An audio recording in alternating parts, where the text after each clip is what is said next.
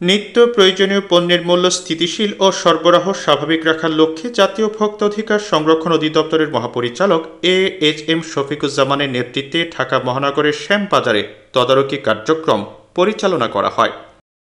বৃহস্পতিবার সকাল 11টায় শ্যামবাজারে এই তদারকি কার্যক্রম পরিচালনা করা হয়।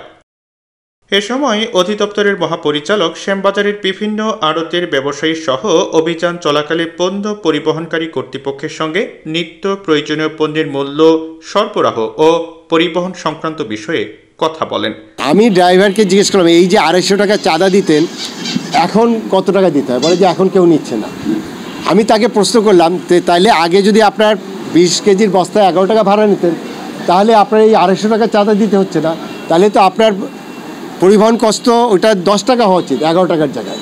এবং আমি যেটি তাদেরকে অনুরোধ করলাম, এবং এখানে যে বাজার কমিটি আছে, আমাদের হাফিজ ভাই আছে, মাজেদ ভাই আছে এবং অন্য যারা নেতৃবৃন্দ আছে, এই কমিটিটা মূলত এই বাজারটাকে তারা বলবো যে তারা এখানে নেতৃবৃন্দ, এবং ওনাদেরকে আমি যে জিনিসটা বললাম, আগামীকাল এই ট্রাক ভাড়া এখান থেকে পার বস্তায় যেটা 11 টাকা ছিল সেটি 10 টাকা কার্যকর করার জন্য আমি তাদেরকে জানিয়েছি এবং আমি এটা দেখতে চাই।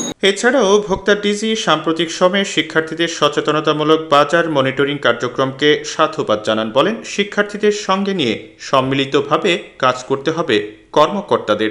সিন্ডিকেট ভাঙার এখনই সময়। এবং গতকালে তারা একটি ডিক্লারেশন দিয়েছে যে তারা বাজার মনিটরিং করবে।